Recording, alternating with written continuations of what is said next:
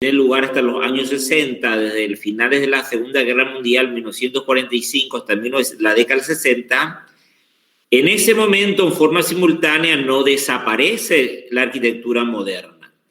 Entra en su etapa terminal o decadente la arquitectura moderna, con las obras de los arquitectos que emigraron a los Estados Unidos, muchos de ellos provenientes sobre todo de la Bauhaus, y que al trasladarse a los Estados Unidos, en cierta manera, trata también de adecuarse a las nuevas tecnologías y al contexto norteamericano de esa arquitectura.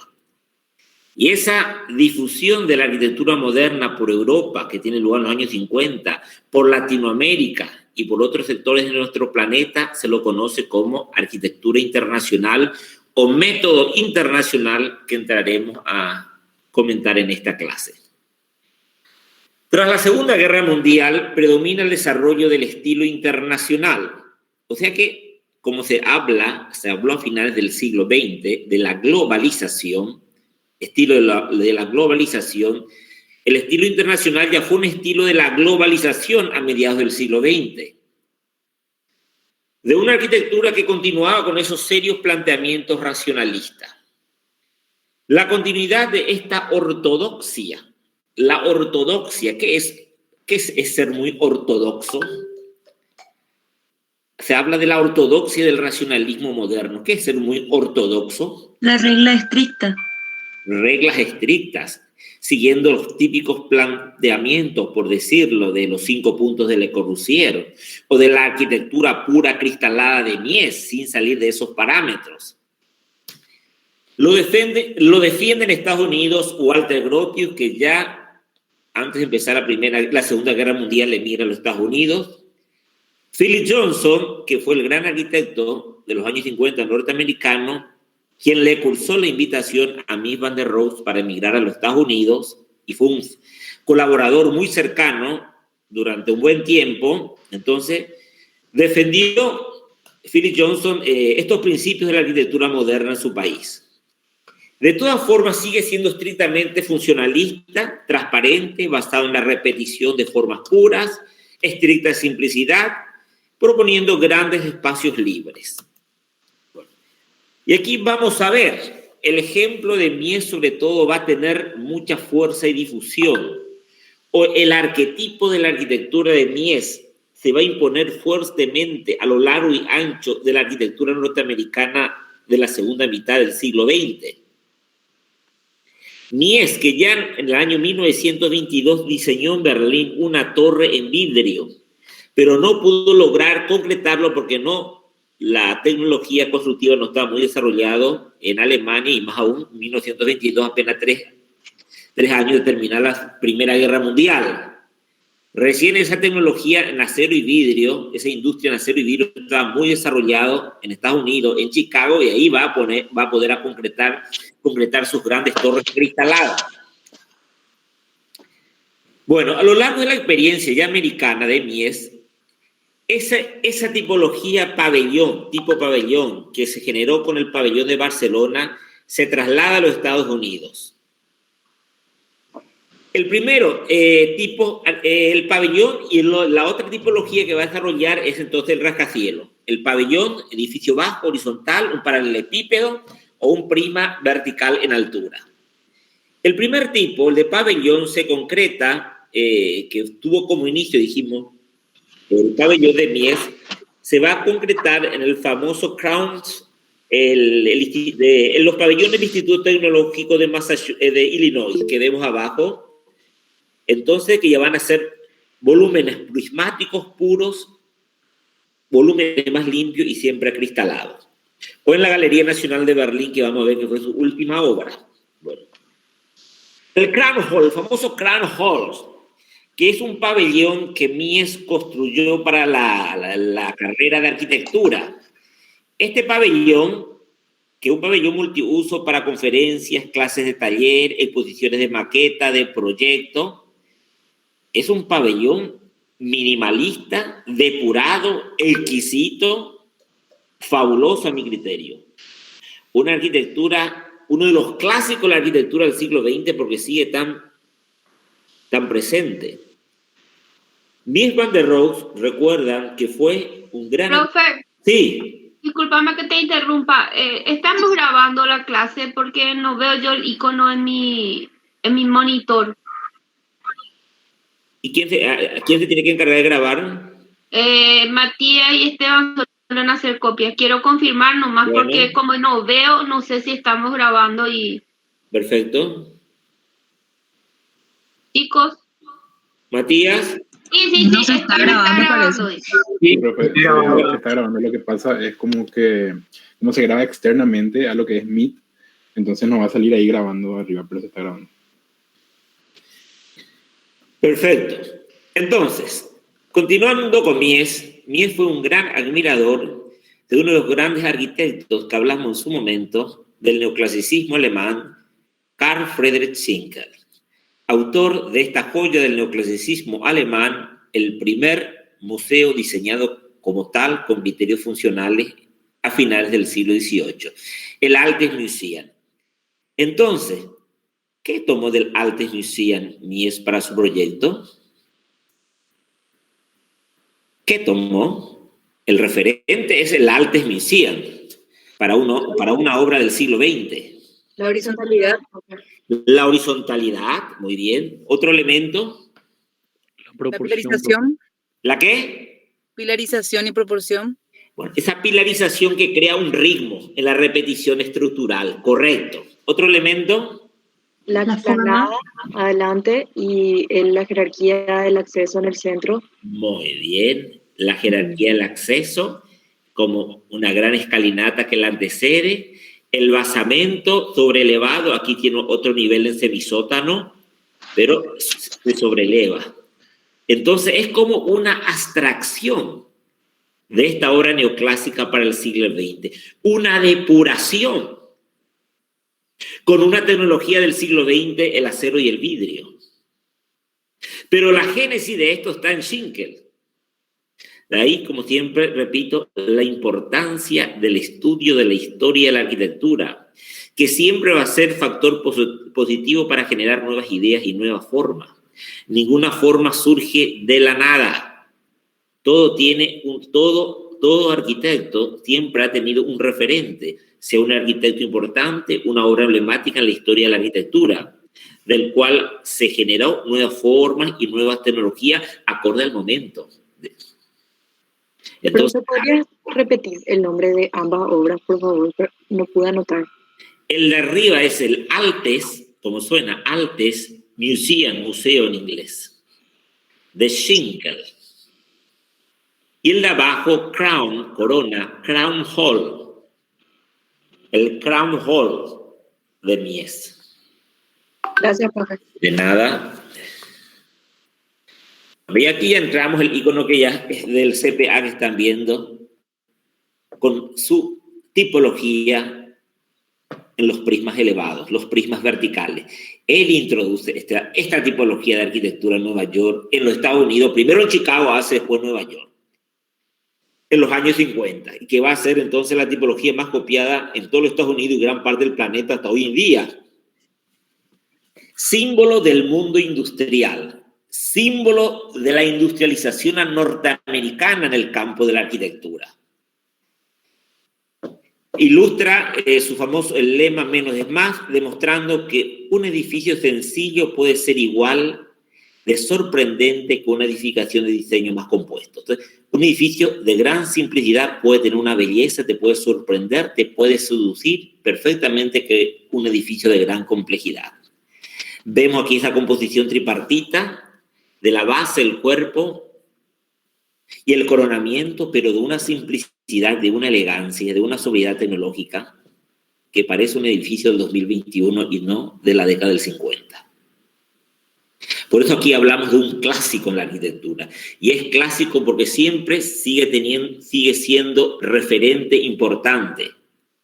Clásico porque siempre está de moda, sigue vigente esa forma, no pasa de moda. De ahí tiene una esencia clásica y de la pureza de la arquitectura clásica también.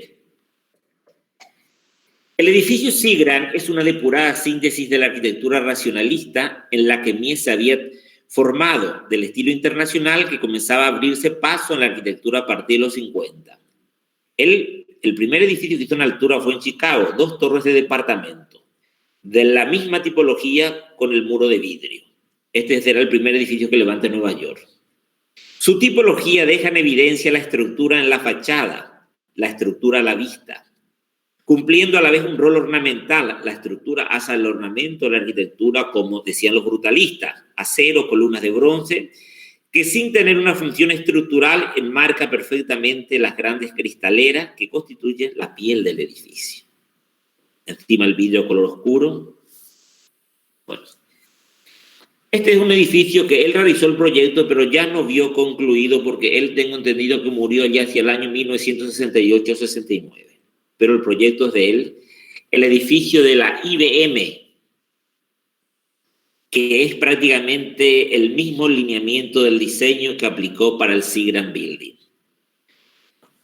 Último proyecto realizado por Mies en Estados Unidos, su edificio de 210 metros, la arquitectura del edificio IBM, junto con muchos otros diseños de Mies van der Rohe, se convierte en el sinónimo del poder corporativo. Entonces, aquí, él establece un lenguaje que va a comunicar la función del edificio.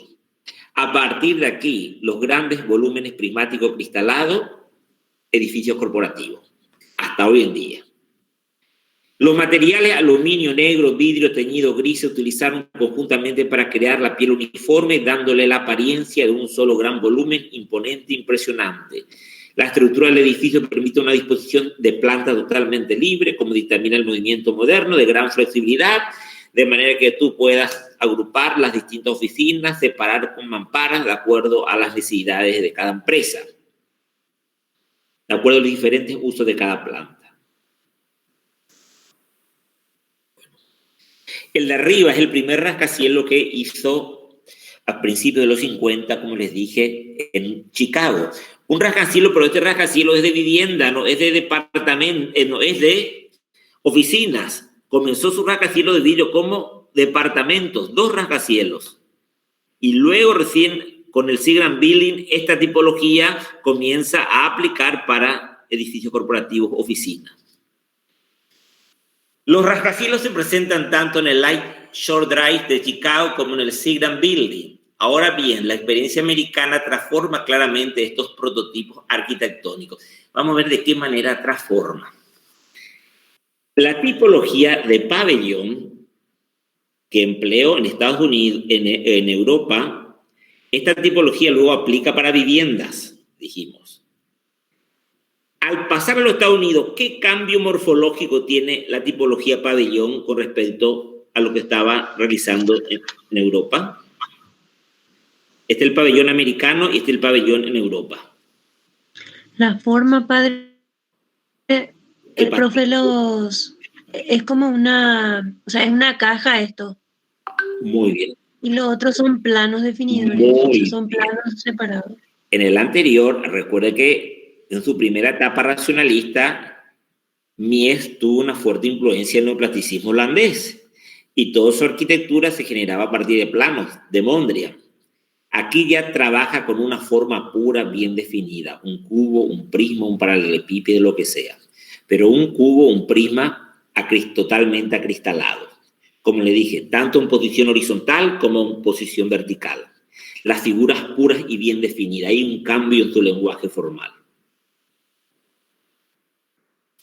Y gracias, como les dije, lo primero que levanta siempre es toda la tecnología. Aquí vemos en el Crown Hall que vemos los 4 grandes soportes, columnas con vigas que forman 4 grandes pórticos, de los cuales se suspenden toda la estructura del techo y cuelgan el muro de vidrio perimetral. Y aquí vemos el interior a través de mamparas. Ellos van organizando para las distintas actividades, charlas, conferencias, clases de taller y oficinas y clases tienen aquí en la planta, en el semisótano. Bueno, y fíjense, aquí ya comenzó a utilizar algo que ya veremos. Fíjense esta explanada, esta terraza que le antecede al acceso, para ir jerarquizando el acceso. una plataforma a media altura. Bueno. Con estas obras, Mies revela el hecho del divorcio de la forma y la función. La crisis dentro de la ortodoxia del movimiento moderno de la premisa de que la forma debe seguir a la función, al contrario, la función se amolda a la forma. Entonces, aquí entra en crisis la teoría del movimiento moderno de la forma sigue a la función. Ya está en una época de decadencia. Por tanto, entonces ya no están más de acuerdo con esa idea de la forma sigue a la función, porque de hecho Mies ya comienza a trabajar con una forma preestablecida, como ya lo hizo Le Corbusier en su periodo racionalista, con el cubo, él con el prisma. Y el dentro de ese prisma se amolda, se adapta los espacios funcionales. Hay un cambio de criterio. La función se amolda a la forma. Y la función se amolda a la forma va a ser una premisa de toda la arquitectura posmoderna, de la mayor parte de las corrientes arquitectónicas de la posmodernidad. Primero la forma, primero la imagen exterior de la arquitectura y por dentro la funcionalidad de la arquitectura. Con esta casa vamos a pasar de largo por una casa hiperconocida. Esta casa es del 46 y el 51. Y nuestro pabellón es del 56 posterior. ¿Y qué tomó de esta casa para diseñar el Crown Hall? ¿Qué tomó de esta casa del diseño? Porque los diseños van evolucionando. El acceso, profe. El acceso, muy bien. La horizontalidad también, el volumen. Solamente aquí es un espacio intermedio semiabierto. El otro es totalmente cerrado. Este es para una vivienda para sentarse al aire libre. Sobrelevó, en este caso sobrelevó por las condiciones de la topografía porque está próximo a un curso de agua y cada tanto hay ciertas inundaciones. Pero a pesar, él siempre sobreleva de por sí a su arquitectura para destacar como hacían los arquitectos del neoclasicismo alemán. Entonces vemos la plataforma de antesala, que esta plataforma es funcional, esta plataforma. ¿Tiene algún uso en específico esta plataforma? ¿Les parece? ¿O es más estético de diseño? ¿Cómo lo ven? Creo que sí tiene una funcionalidad, profe. ¿Y ustedes creen que habrán usado ahí? ¿Se habrán sentado ahí? Yo lo veo un poco difícil. Si se habrán sentado, se sentarían en este espacio semiabierto. Más profe, bien, sí. No tiene que ver justamente con la situación del entorno y por el tema de que suelen haber inundaciones ahí y utilizar ese espacio en media altura como una especie de muelle, o sea, por así decir. Y puede ser, bueno, vos estás creando aquí una función, estás buscando una función, puede ser eso, es válido tu propuesta, pero yo pienso más va por el lado compositivo. Plataforma de acceso, espacio abierto, porche de la vivienda. Si voy a estar al aire libre y a sentarme en este porche, como una casa de fin de semana, una casa de descanso, este porche cubierto y luego la parte de la vivienda cerrada. Muchos arquitectos, si analizamos, hay muchos arquitectos de final del siglo XX y principios del siglo XXI siguen tomando, o gran parte de la arquitectura minimalista, el referente es la Casa Farbour, y a partir de la Casa Farbour todo el minimalismo se va generando hasta hoy día. La influencia de Mies pesa fuerte sobre el minimalismo contemporáneo. O gran parte de la arquitectura contemporánea, repito, es Mies. La transparencia, la horizontalidad es Mies. En la arquitectura que ven de revista es Mies. Está ahí presente Mies. El mueble interior que separa los distintos ambientes y el mueble interior que contiene la cocina, contiene el sanitario. La estructura de las columnas están para afuera, 4 adelante, 4 atrás, una gran ligereza y transparencia en todo. Bueno. Y aquí, en forma paralela, porque Philip Johnson estaba trabajando con Mies. Philip Johnson construye su Crystal House. ¿Conocen esta casa? ¿Vieron alguna vez en algún libro? Sí, profe. Del 49. Bueno. ¿En qué se diferencia del diseño de su maestro? No sé si... Que no está sobrelevado. No está sobrelevado. Muy bien. ¿Otra diferencia? Parece que no tiene el espacio intermedio cubierto. No Está tiene. todo cerrado. Puede ser una caja totalmente de cristal. Correcto. Y tiene un volumen cilíndrico, y ese volumen cilíndrico que sobresale del ladrillo arriba contiene el sanitario. Se hace evidencia el proyecto de la idea de Mies Lessig-Moore en Philip Johnson. Aquí son mínimos los materiales aplicados, la economía de elementos es muy claro y prácticamente se prescinde de cualquier ornamento. La casa se asienta sobre la tierra. El espacio interior está dividido por gabinetes bajos y un cilindro de ladrillo contiene. Esta idea de la casa sobre la tierra ya se da en la arquitectura norteamericana en el siglo XVIII, porque ellos dijeron, cuando se independizaron los Estados Unidos es un país democrático, donde la Constitución promueve una igualdad social, todos somos iguales. En Europa, entonces, cuando estoy trabajando con un basamento, estoy jerarquizando esa casa. Y estoy como enfatizando una clase social sobre otra clase social.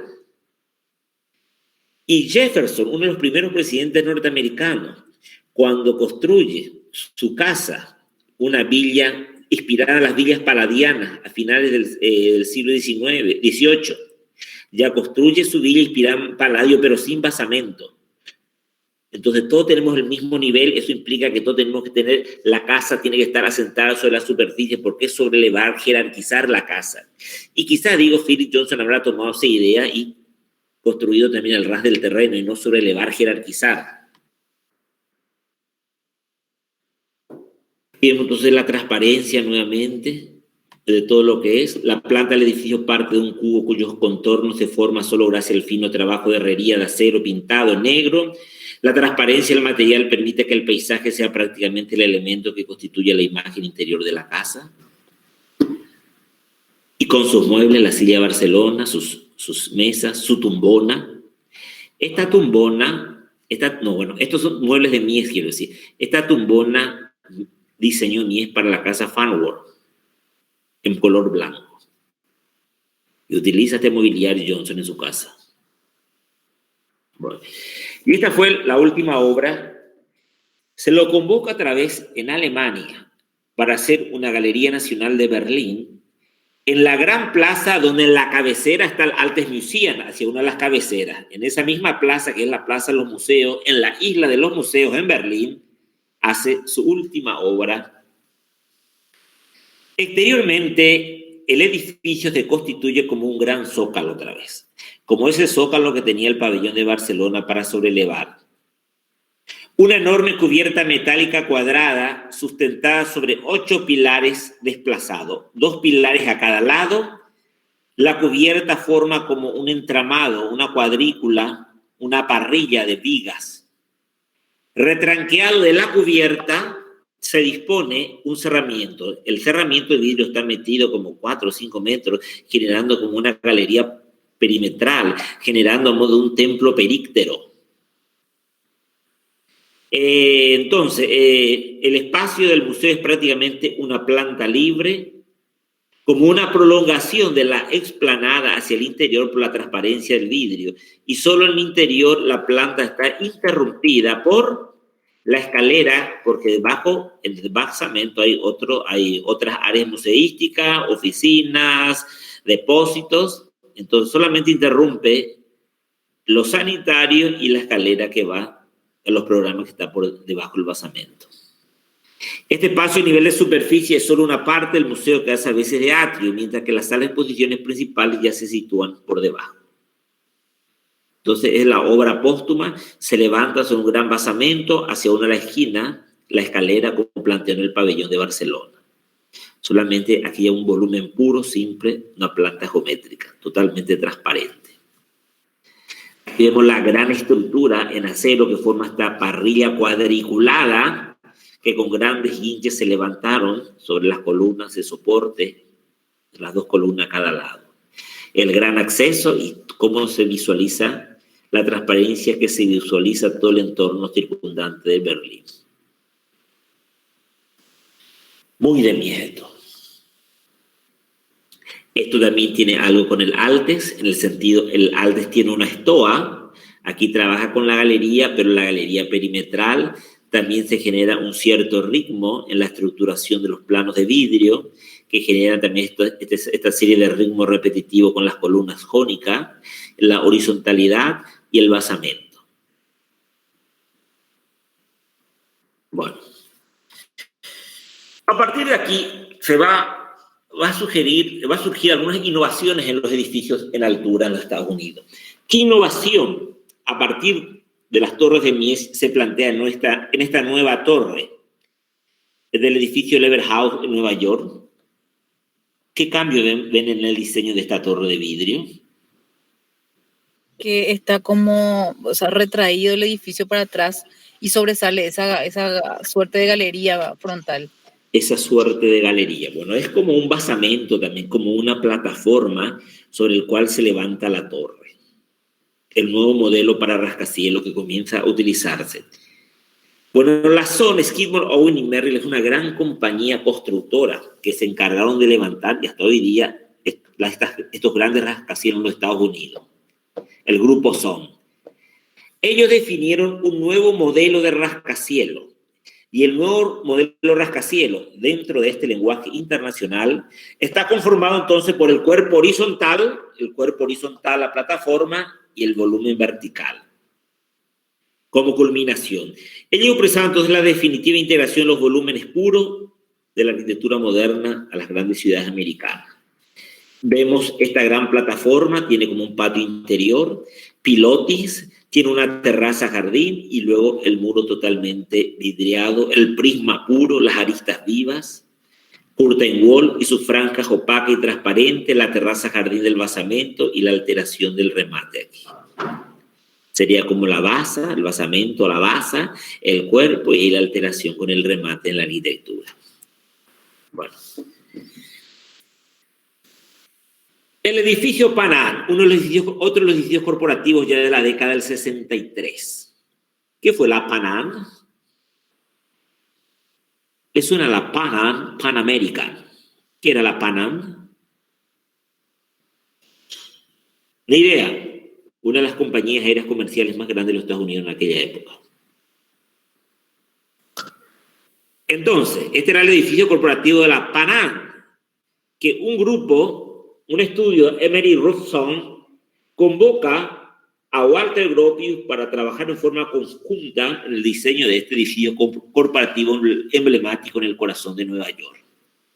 Es otro ejemplo claro de este estilo internacional del gran basamento, la plataforma, y a un costado se levanta la torre. Quizá aquí la torre tiene una forma más poligonal.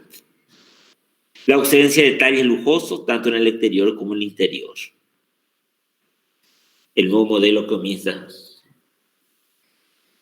En la década del 60, Walter Gropius es convocado para la construcción de unos edificios públicos, no sé qué oficinas públicas, John F. Kennedy Federal Building, en la ciudad de Boston. Aquí también maneja, quizá aquí no está sobre la plataforma, pero hay un gran volumen horizontal y en el extremo dos torres verticales prismáticas, también con esa composición tripartita. Formas puras, limpias. Quizá aquí no tienes el curtain wall como en los anteriores, pero la pureza y la simplicidad de la volumetría es claro.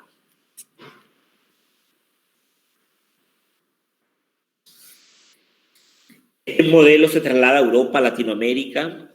Arne Jacobsen, un arquitecto moderno, danés, en la década, inaugura en el 61 un hotel de la SAS. La SAS es la empresa Scandinavian Airways, la empresa aérea de los países escandinavos. Entonces aquí también ese fiel ejemplo, es el fiel arquetipo de la arquitectura internacional, un basamento gigantesco que prácticamente abarca toda la cuadra, toda la manzana, y encima la torre, ventanas corridas, muro de vidrio, la torre fría, seca de la arquitectura internacional.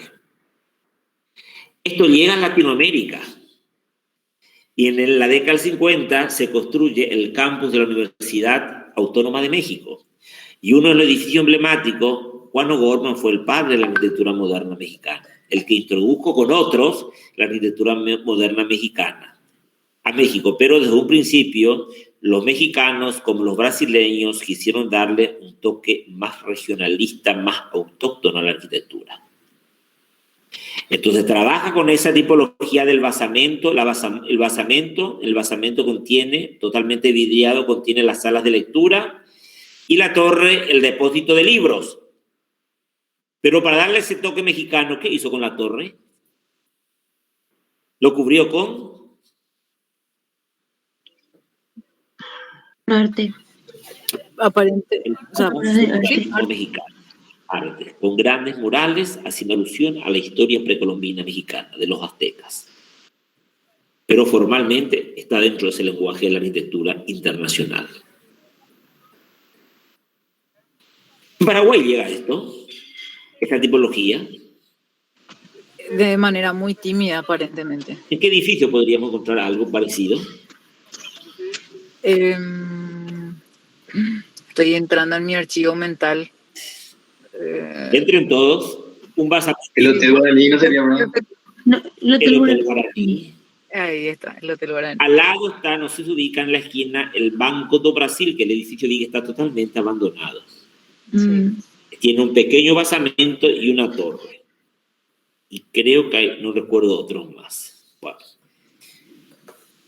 Paralelamente, en los Estados Unidos, en los años 50, no conforme con esa repetición de formas puras, ya se emprende la búsqueda de nuevas formas expresivas en la arquitectura. Nuevas formas expresivas, trabajar más con la estructura y el hormigón como el brutalismo, variar más la forma, el diseño de la fachada, buscar formas más atrevidas, aerodinámicas, alterar un poco ese lenguaje tradicional que la modernidad trajo hasta los años 50.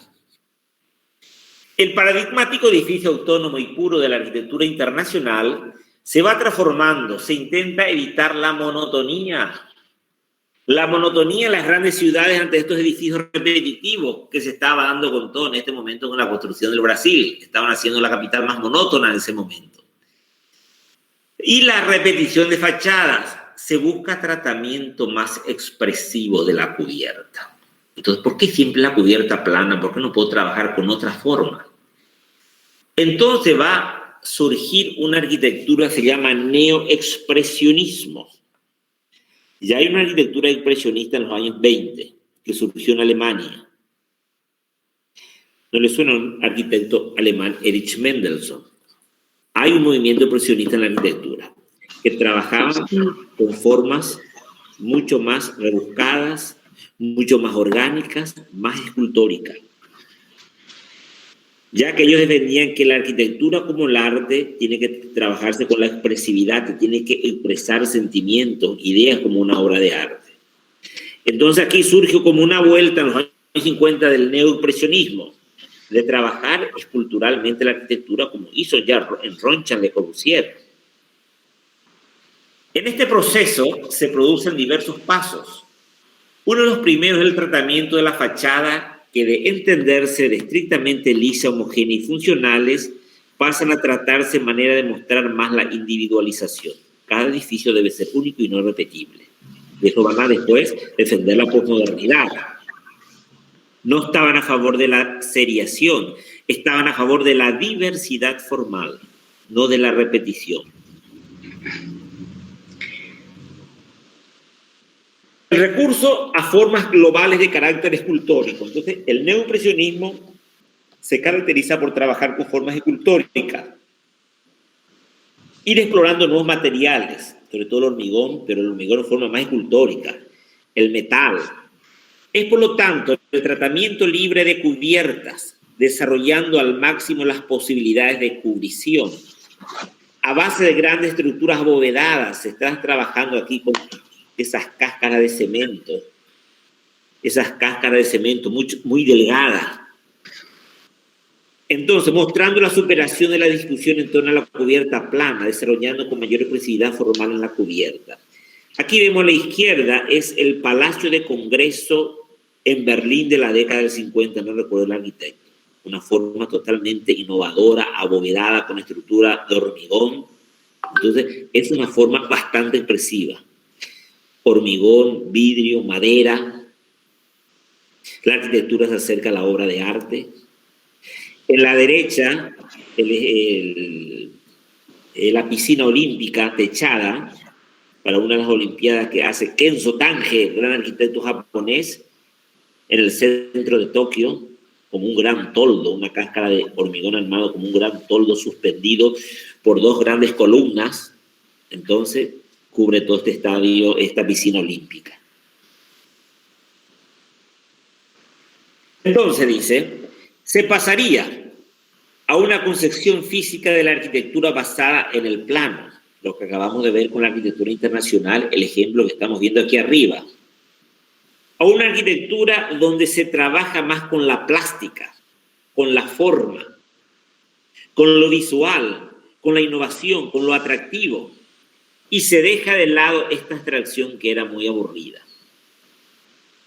A una concepción cultural de la arquitectura basada en la materia, el hormigón en este caso, en la percepción táctil como vimos en el brutalismo, a la tendencia de la contextualización de la arquitectura y a la experiencia de los valores semiológicos donde la arquitectura se debe manejar signos fácilmente entendibles por todos, dijimos. Y el de abajo es una arquitectura de ese lenguaje neoimpresionista con la ópera de Sydney. ¿Y qué simboliza la ópera de Sydney? Aquí se ve muy bien qué quiso simbolizar el arquitecto de esta vista. ¿Qué simboliza? ¿A qué me remite? A los veleros propios del muelle. Antiguos veleros que llegaban a la isla de Oceanía, como un gran barco. Se maneja estos valores que estuvimos viendo ya a partir de los años 50, dejando ya de lado esto que estaba en franca decadencia.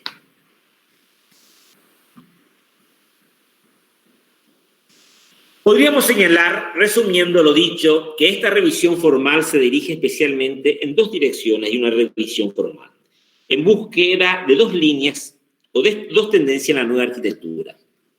En primer lugar, lo que estuvimos viendo, esta forma, este neoimpresionismo que trabaja con el hormigón, buscando un valor escultórico a todas esas nuevas formas envolventes, de líneas totalmente aerodinámicas.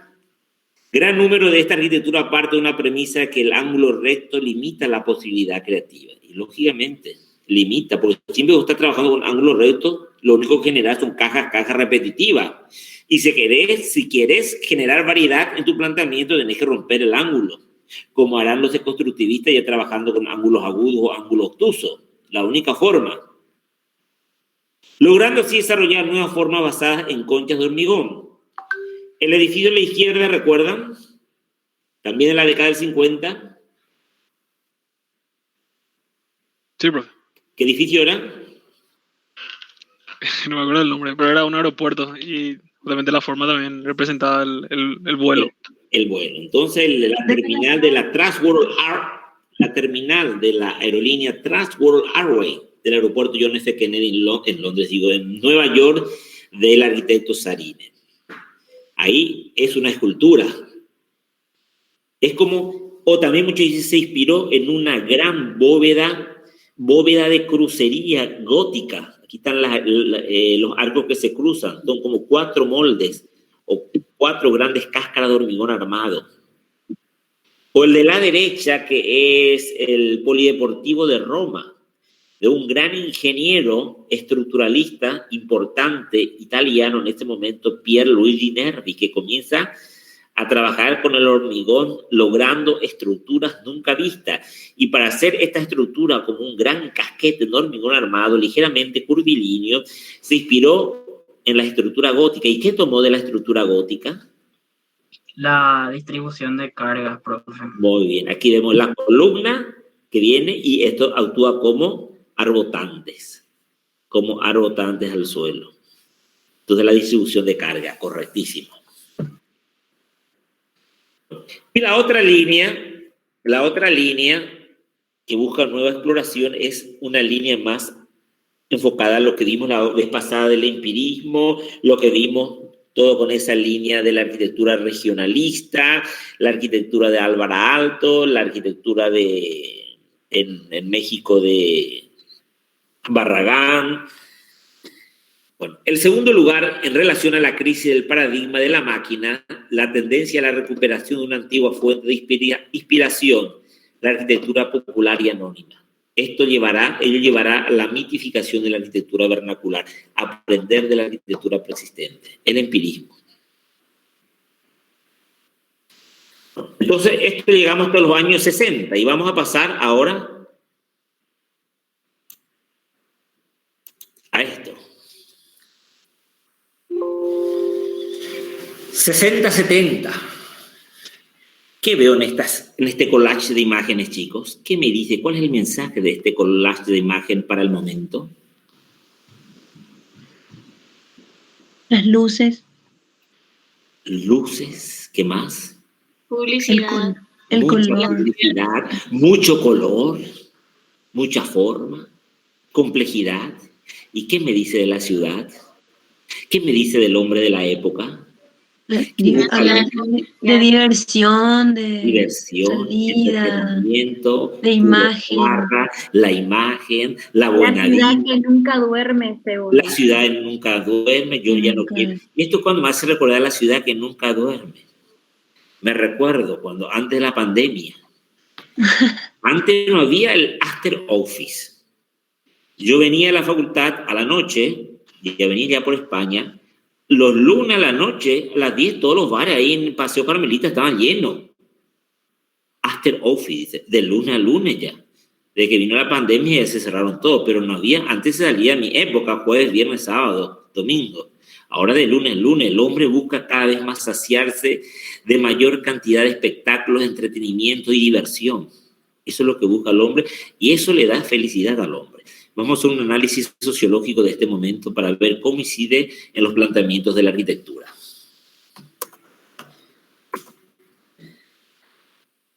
Bueno, entramos aquí a la posmodernidad. Es un momento interesante porque hay cambios de paradigma del pensamiento y todo este cambio va a generarse en los Estados Unidos con esa contracultura llamada cultura hippie. Ese va a haber un cambio de visión para la sociedad. Porque ¿qué buscaba Locke? ¿Cuál era la característica del hombre moderno que analizamos en la modernidad? ¿Qué característica tenía ese hombre en la modernidad? El hombre perfecto. El hombre ideal. Ideal, emprendedor, proactivo, organizador, planificador, racional. ¿Y qué reivindicaban los jóvenes, los hippies en los años 60? La cultura hippie. Paz y amor, profe. Amor.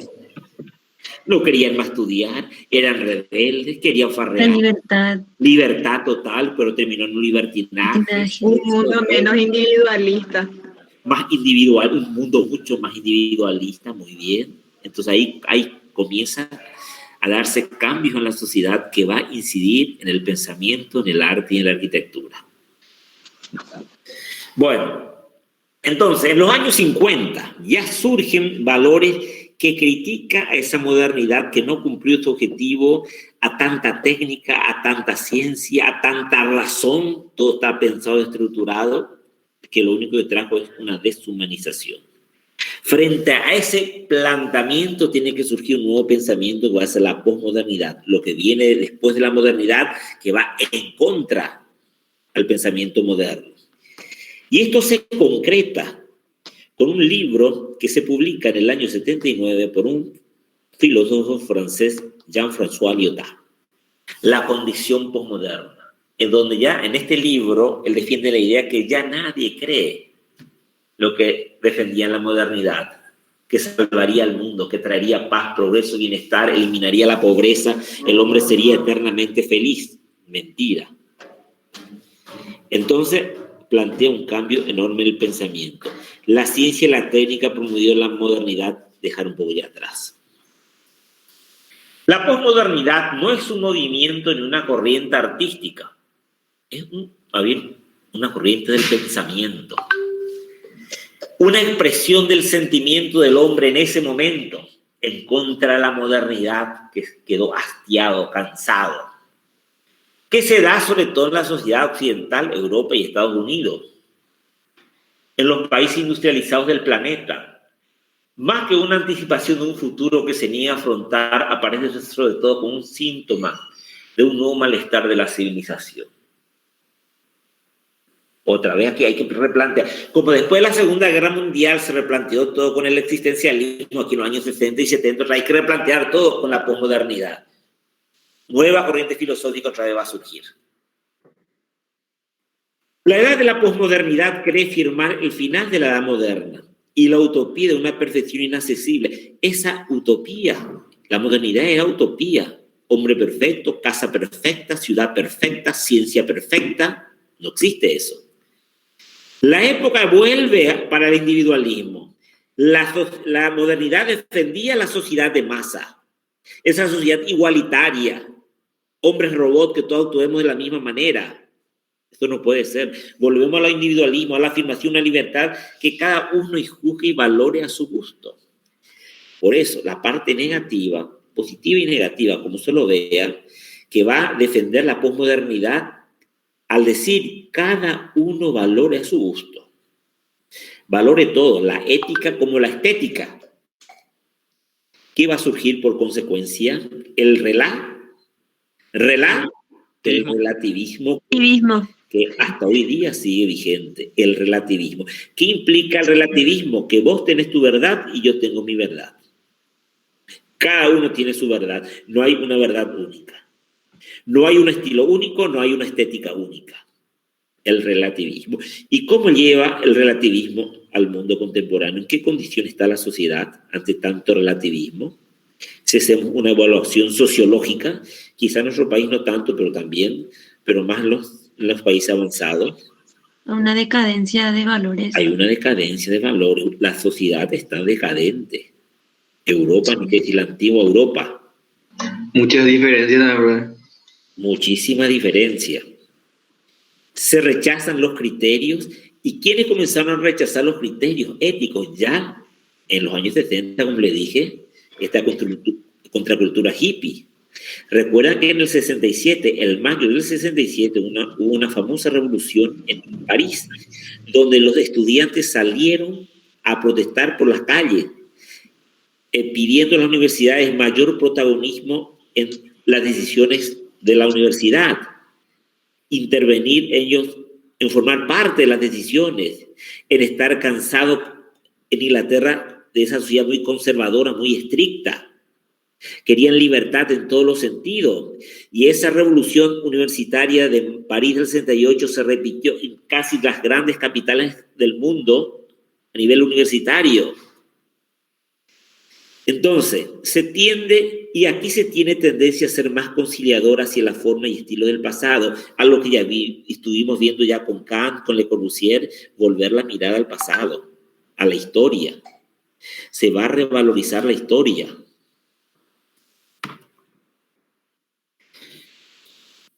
La posmodernidad es un movimiento artístico, filosófico e histórico. Surge en el pensamiento, luego incide en el arte. Nace a finales del siglo XX, un poquito antes, como una búsqueda por nuevas formas de expresión centrada en el culto por el individualismo. Ese culto por el individualismo va a generar una variedad de formas o tendencias de expresión y critica tajantemente el racionalismo. La posmodernidad, como movimiento artístico, incorpora las corrientes vanguardistas anteriores a una estética actual que refleja el caos generado por la revolución de la información y la tecnología en que vivimos. Como corriente filosófica, la posmodernidad busca nuevas formas de pensamiento centradas en el crecimiento del individuo, el yoísmo, el hedonismo. Cada uno busca su propio placer a través del uso de tecnologías de punta. Se caracteriza por criticar las corrientes del pensamiento antiguo, sobre todo el positivismo y el racionalismo que ya vimos. Bueno, ¿qué propone el posmodernismo para la sociedad contemporánea? Ya nos estamos, repito, ubicando en el momento actual. ¿Qué es una sociedad laica? ¿Qué es un hombre laico? ¿Quién me dice que es una persona laica? Que trata de no estresarse demasiado, no sé, que toma más a la ligera las cosas. ¿Y vos tomás a la ligera las cosas, señorita? No. No. ¿Y tenés compañeros que toman, conocidos, amigos, parientes que toman toda la ligera? Ay, no sé.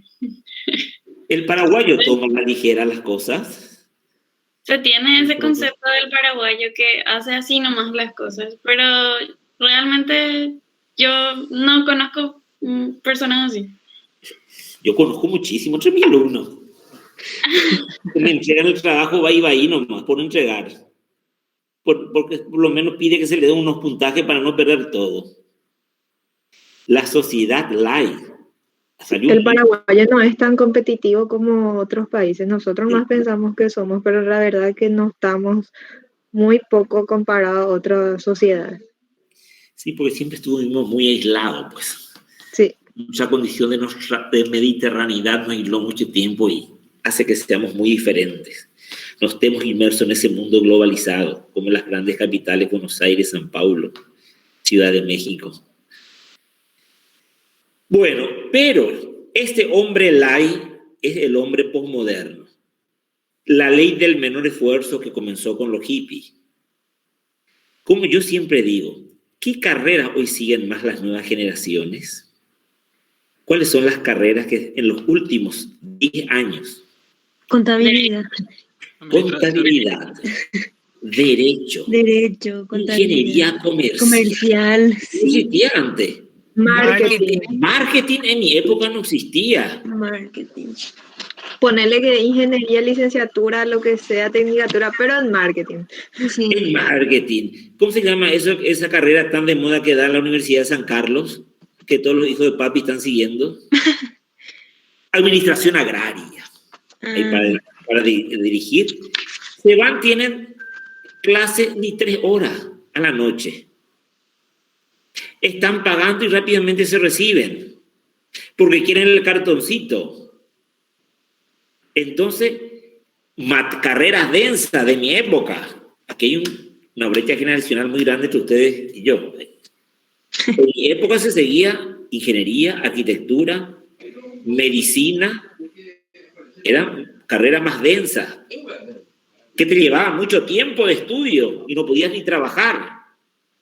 Y lo dabas con esfuerzo porque tenías que pasar la noche. No teníamos como en la época de ustedes distintos programas para entregar nuestra carpeta, como nosotros lo pasamos. Un mes encerrado en la casa de alguien haciendo todo artesanalmente según el estilo Alan Craft. Hasta las perspectivas, todo a mano, acuarelado, todo era arte. Si hacíamos mal una lámina, ¿qué teníamos que hacer? Ustedes corrígenme en la computadora y vuelven a imprimir. ¿Nosotros qué teníamos que hacer? Volver a hacer. Volver a hacer todo. Rehacer. Entonces, eso era esfuerzo y sacrificio. Oye, la misma tecnología hace que el hombre sea cada vez más light porque la tecnología te brinda todo. Entonces, la sociedad es producto de todo lo que te brinda las tecnologías de punta. El bienestar que tiene el hombre cada vez más. Eso hace que exija menos esfuerzo. Bueno. Libertad de pensamiento. Una sociedad pluralista de consumo que adopta sin lugar los objetos de moda, las imágenes que les son ofrecidas. Esto ya vimos que comenzó en la modernidad. La influencia en los medios de comunicación nos dejamos llevar fácilmente por la moda y caemos en este consumismo masivo. Hoy día ni qué decir, con la tecnología. Influencia en los medios de comunicación. Este chico nació con una serie de etiquetas ya para consumir. Y sobre todo, ¿quiénes son los mayores consumistas?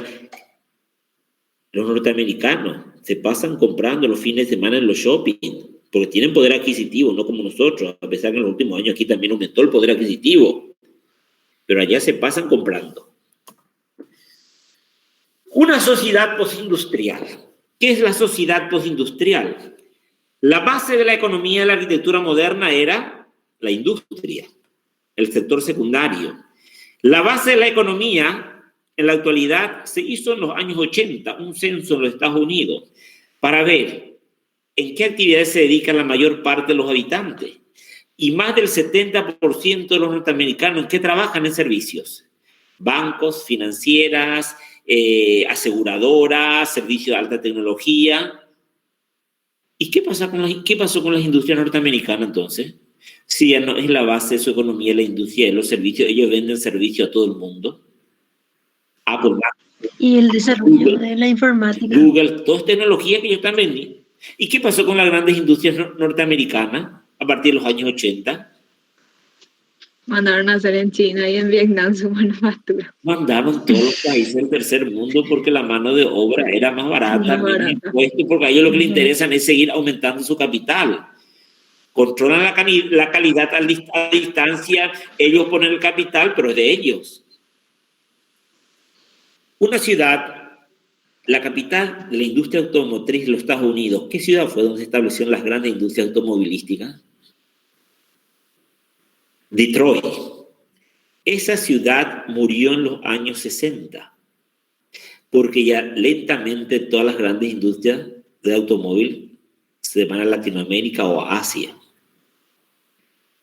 A finales de los años 90, gran parte de Detroit era una ciudad fantasma y tenían que ver estrategias para revitalizar la ciudad. Emigraron de Detroit porque no había fuentes de trabajo. Una ciudad llena de rascacielos quedó totalmente fantasma en gran parte. Tenía que ver qué política hacer para otra vez incentivar que vuelvan la gente. Y una de las políticas que tenía, ¿cómo se llama el anterior presidente norteamericano? Trump, era volver otra vez a instalar muchas de las fábricas de automóviles que fueron hacia el sudoeste asiático. Que regrese otra vez a Detroit para generar fuentes de trabajo. Este es uno de sus planes de gobierno. Entonces, los servicios, la base de la economía. Ellos manejan el capital. Lo efímero, lo virtual y ecológico adquieren valor. Lo efímero, todo cambia. El estilo cada vez es más breve. Un producto que se lanza al mercado cada año va cambiando. La no existencia de una fórmula o 5 principios, todo vale. Todo estilo vale. Vos me defendés con criterio ese estilo, ¿por qué trabajaste ese estilo? Es válido. No te puedo yo imponer otro estilo. La diversidad sobre la homogeneidad en el campo cultural es lo que pregona la posmodernidad. Consideran al funcionalismo moderno demasiado austero. Propone un diseño más ligero que conceda más importancia a la fachada, la imagen y a los elementos decorativos. Vuelve el gusto hacia el ornamento historicista, algún frontón, alguna moldura, alguna cornisa, algún arco. Les gusta integrar formas del pasado, recurrir a estilos antiguos sin romper, sin embargo, con el carácter funcional. Muchos dicen que el posmodernismo es un híbrido entre lo moderno racional con lo historicista. Y ahí se genera menos es más, es sustituido por menos es aburrido por Robert Venturi. Esta idea también defiende Philip Johnson. Es aburrido. Entonces, en arriba vemos la Casa del Popolo, la casa del partido fascista italiano, obra de uno de los grandes arquitectos racionalistas, Giuseppe Terragni, de la Italia de los años 30 que construye. Eso es muy aburrido. En la abajo, ¿qué llama la atención en la arquitectura posmoderna de abajo? La utilización del arco. El arco. Los colores, las texturas. Y la mezcla también de los muros así macizos con los vidrios. Hay una mezcla de lo macizo de la arquitectura historicista con el curtain wall de la arquitectura moderna internacional. Ahí está lo híbrido que se presenta aquí. La arquitectura moderna jerarquiza el acceso. Le Corbusier jerarquizó el acceso.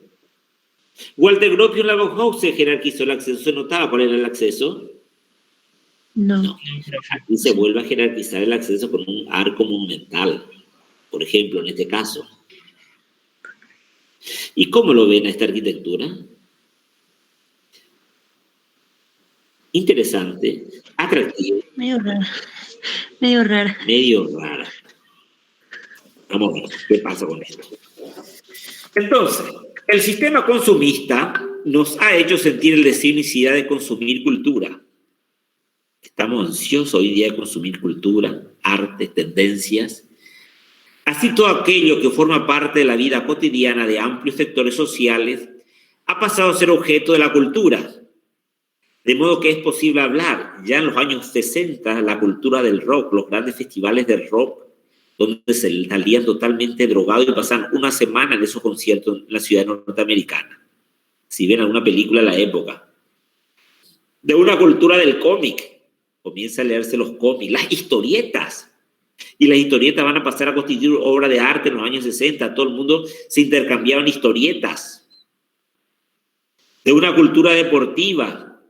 Todo el mundo practica tenis. Las mujeres, todo el mundo de repente hockey sobre césped. Entonces hay modas que se va suscitando y esa moda lleva a un gran sector del público. La forma de vestirse, la imagen, una cultura urbana. Y esa cultura urbana ya vimos a finales del siglo XX, principio del XXI, con las llamadas tribus urbanas. Los góticos, ¿Cuál era? ¿Otra cultura urbana? Otro grupo urbano, los Nowhere.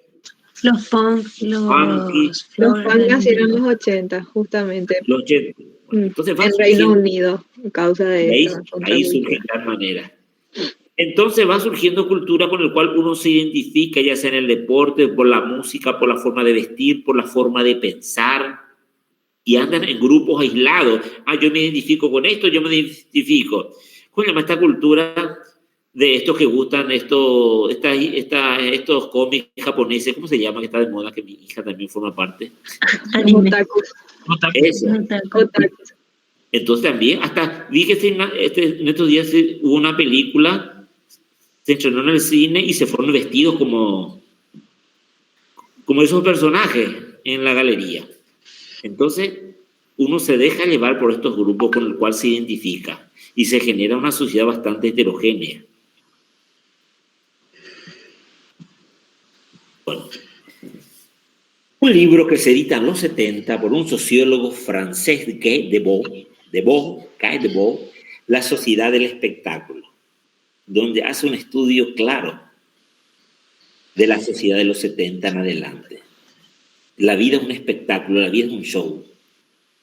Nadie negaría, a la hora de hacer un análisis mínimamente razonable de la sociedad actual, el lugar preponderante que ocupan en ello los medios de comunicación, la publicidad o el cine. Nadie que tenga una mentalidad crítica se atrevería a desconocer el papel protagónico que esos dispositivos tienen en la dominación actual de las subjetividades. Me recuerdo en mi época, en los años 80, yo estaba en mi juventud total, los años 80 fue la época de la universidad para mí. Surge la película Fiebre sábado en la noche con John Travolta y Olivia Newton-John. ¿Oyeron hablar de esa película? Pregúntenle a sus padres. Sí. Esta película impuso un estilo en la moda, un estilo en peinar, un estilo de caminar, de bailar. Y se seguía en gran manera. Y eran películas taquilleras en ese momento, que transforma a la sociedad. O sea, ese modelo yanqui se va imprimiendo fuertemente en Latinoamérica en ese momento. Para Guy Debord, el modelo de producción capitalista avanzado marcaba nuestro estilo de vida. Y el modelo capitalista, ¿de dónde venía el modelo capitalista hasta hoy día? Estados Unidos. Acuérdense que en los 60 se acuña el famoso término American Way of Life. ¿Qué significa American Way of Life? Estilo de vida americana. ¿Y en qué consiste, joven, ese estilo de vida americana que se impone en todo el mundo? ¿En qué consiste? Absorber. ¿Cómo? Absorber todo lo que viene a ser la tendencia americana de esa época. Muy bien. Vestirse blue jean, con los t-shirts, los zapatos deportivos, comer comida rápida, escuchar música pop. Ahí fue el boom de Coca-Cola también, profe. El boom de Coca-Cola, porque me recuerdo, en mi época, ¿saben qué bebida tomamos cuando yo era chico? ¿Cuál era la única bebida en Paraguay? No. Naranjil. El naranjil y pul, todo era de frutas nacionales. Después en los 60 va a entrar la Coca-Cola. Entonces era todo nacional, no existía, y aquí comienza la comida rápida. La hamburguesa surge en los años 80 recién, las papas fritas, Kentucky Fried Chicken, que establece su primer local en Asunción. Entonces, esa cultura americana, el hecho de hablar inglés, todo el mundo había una fiebre de estudiar inglés en el CCPA. Entonces, hasta ahora, pero antes era... Antes no había casi colegios bilingües. Entonces, el único colegio bilingüe me parece que fue el ASA. Después todo el mundo iba al Centro Cultural Paraguayo Americano o al Anglo. Profe, y eso cambió también el tema de que la gente antes tenía que aprender francés, mucho antes de tu época luego. Después el francés en los años 50, ponele. Todos iban a ver alianza porque el francés es la lengua culta. Sí. Después se cambió eso. Se cambió porque después de la Segunda Guerra Mundial, la cultura americana es la que tiene protagonismo y desplaza a la cultura francesa, a la estética francesa. La estética francesa llega a su punto final con el Art Deco en la arquitectura y el buen gusto francés. Después de la Segunda Guerra Mundial ya pasa todo el consumo, el arte y la arquitectura a los Estados Unidos, con la posmodernidad. Entonces, de espectáculos entendemos como la representación de los valores. Valores por los medios de comunicación, como el cine, los anuncios que nos están transmitiendo. Todo un espectáculo que nos va cambiando nuestro estilo de vida. El vehículo, los dispositivos, los tipos de viaje que hacemos, todos ellos conceptos mercantiles que responden a una errónea idealización de lo que debería ser la basada en la imagen que se da a los demás. Todo es espectáculo hoy día. Medios que nos transforman en imágenes. No en realidades. Vivimos en como una burbuja de repente, nos creamos nuestra imagen y nos alejamos de nuestra realidad, el hombre actual. La mayor parte de los trabajadores están alienados. Alienación hace referencia a algo ajeno a sí mismo que el sujeto ya no controla. Un bien que se vende, un yo que se extraña. Te venden una imagen y vos te alienás con esa imagen para tener buena pinta. Y alzás tu imagen ahí por las redes. Ya no sos vos, te cambiaron otra vez. Sí, la tecnología deshumanizó al hombre en ese momento. Ahora también la imagen, los medios masivos de comunicación están transformando, están generando prototipos de hombres ficticios. Todo es imagen. Por los medios de producción que las grandes élites le han brindado y sin posibilidad de escapar. O sea, otra vez, las grandes élites de la comunicación están modelando al hombre. La estética, el arte, la arquitectura. Eso sí, sin incluir su realidad de clase, sino la mediada por imágenes que el poder proporciona. Todo ello provoca que seamos esclavos de la inmediatez del momento presente y estemos sujetos a la representación posterior que hacemos de esto. Como estuve hablando en una clase para alumnos de diseño, la cultura de la imagen, ¿hasta qué punto hoy día la cultura visual está modelando al hombre y el hombre ya no piensa más, se deja llevar por esos estereotipos? Y aquí, en esta imagen de abajo, es un híbrido que hizo un montaje de la arquitectura de la imagen y montó obra de dos arquitectos contemporáneos. Hizo un collage, donde estos dos arquitectos se preocupan mucho de la imagen de la arquitectura. La parte de abajo, obra de quién arquitecto es, y la parte de arriba, obra de quién arquitecto podrían ser. A ver, arquitectos contemporáneos.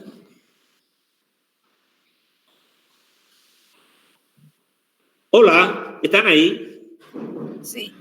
Sí, profe, pero no me estoy acordando del nombre. Profe, el de la obra de abajo, sí, el edificio que está en Nueva York de Frank Gehry. El de abajo es Gehry, y el de arriba, esta forma aerodinámica ¿de quién? Zaha Hadid. Muy bien, Zaha Hadid. Entonces, esta cultura de la imagen de la inmediatez baja la arquitectura. La arquitectura como un objeto estético. El hombre como un objeto estético mercantil que vende su imagen. La arquitectura es la misma cosa.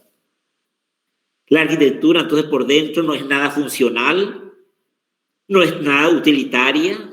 El hombre por dentro, ¿cómo está? ¿Cómo están muchos de esta gente por dentro? ¿De contenido, cómo están? Vacíos. Vacíos. Espiritualmente, pero por fuera, pero qué elegante, sí. Che, ¿Este modelo de qué marca? Entonces, la arquitectura por dentro también está vacía.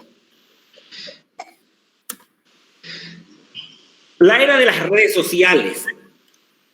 Vamos a hacernos una foto para colgarlo en Facebook. ¿Ustedes son de esos? Si son posmodernos. Si no son posmodernos, no van a hacer esto. El silencio lo responde. No.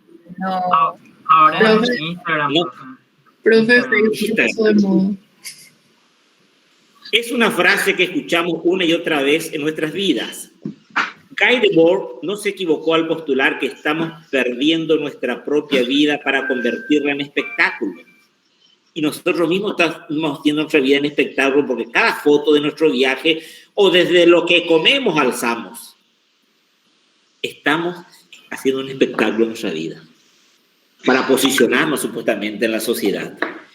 Las redes sociales nos sirven para darnos una fama que no tenemos. Lo dijimos hace rato, hablamos de un término alienación, una fama que no tenemos. Una fama que no tenemos y en muchas ocasiones vivimos y actuamos conforme queremos que nos vean. Entonces, como queremos que nos vean, pero en la realidad no somos así. Nuestra vida es más una mercancía que poner que algo auténtico para nosotros. Y nos estamos poniendo mucho.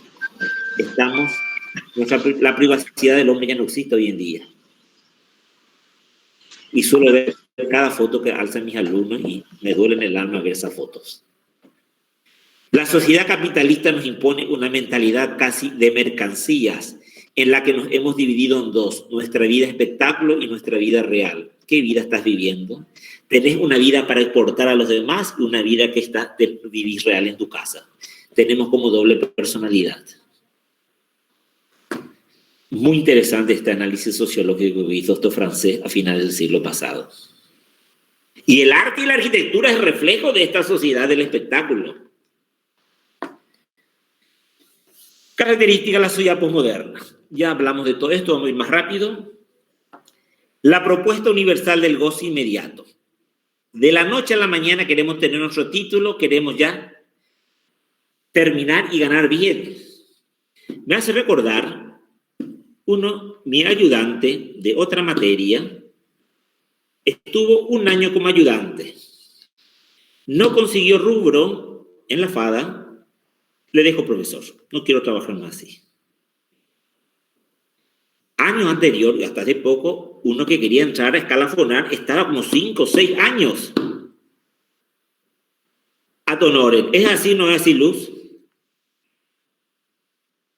Sí, profe, mucho más incluso. Mucho más incluso. Después le salía un sueldito. Y después de 4 o 5 años se le llamaba para escalafonar.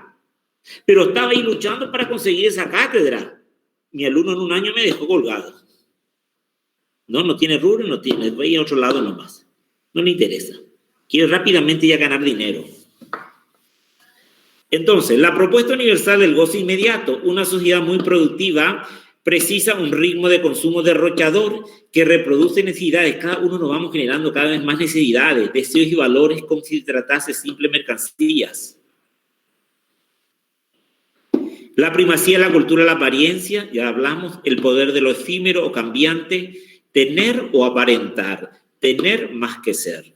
Las apariencias son un valor de cambio en la sociedad posmoderna. La ética se convierte en pura estética al servicio de la persuasión y la seducción del consumidor. ¿Qué se entiende por la ética se convierte en pura estética? Que no importa el contenido. Importa más la estética, lo que se ve. Importa solamente lo que se ve. Eso es lo primordial. Solamente aparentar. La imagen de la estética sobre la ética.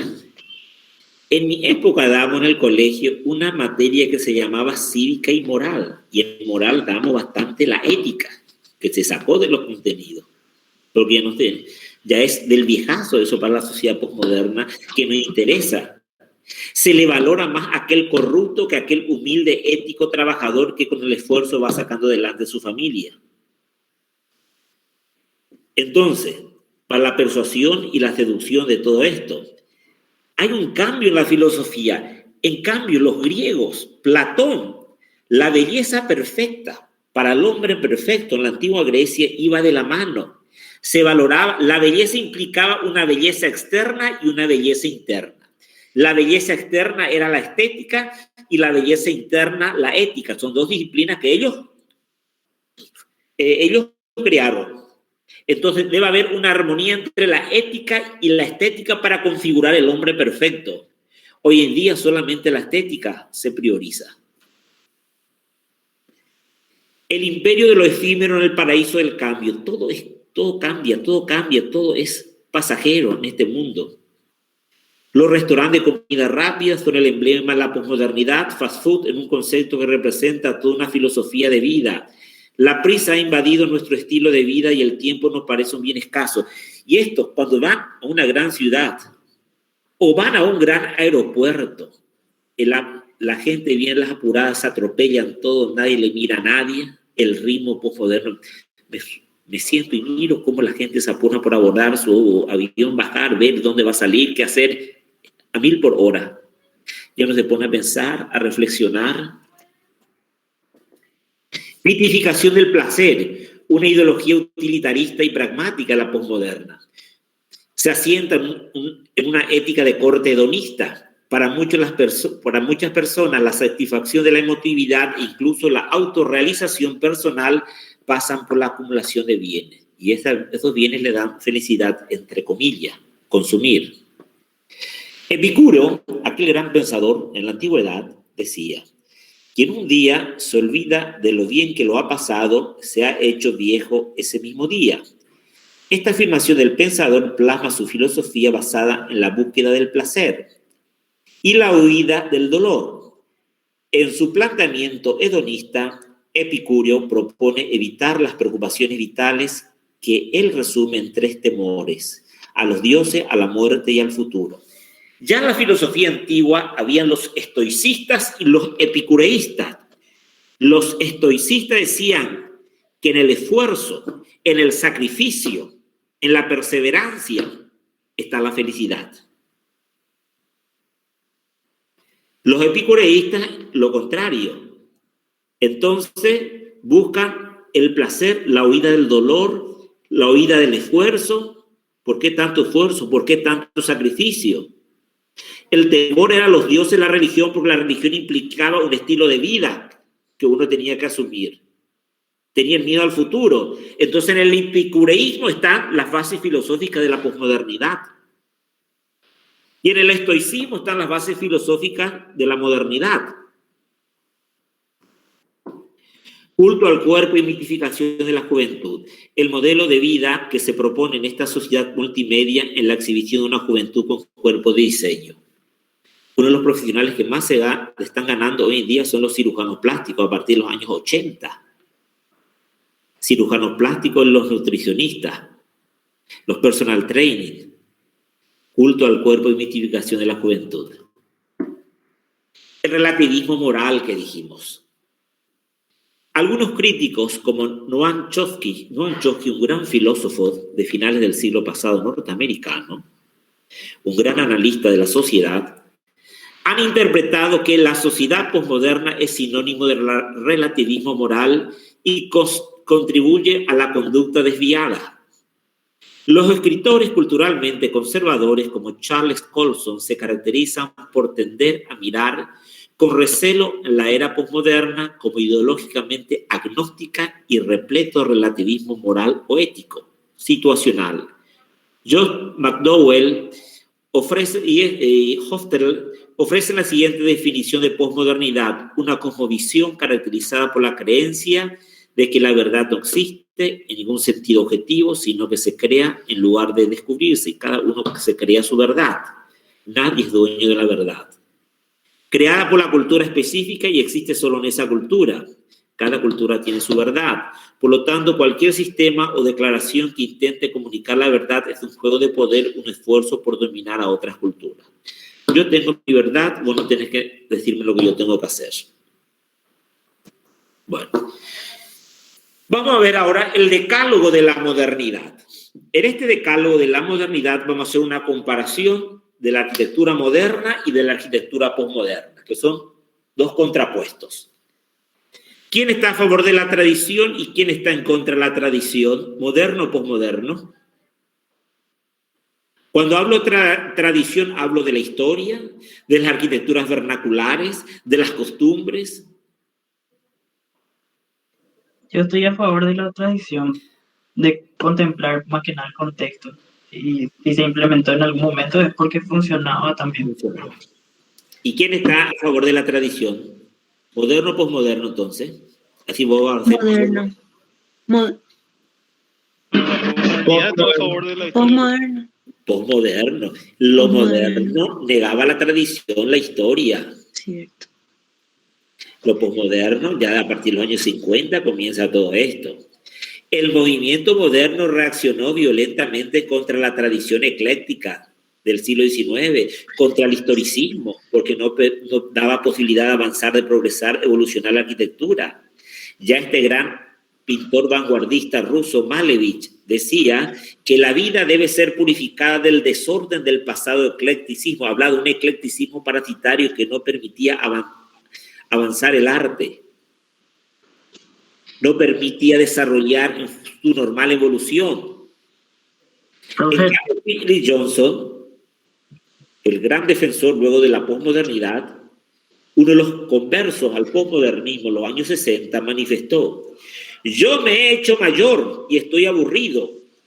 Mi dirección es clara, la tradición ecléctica, la historia, el pasado, la tradición.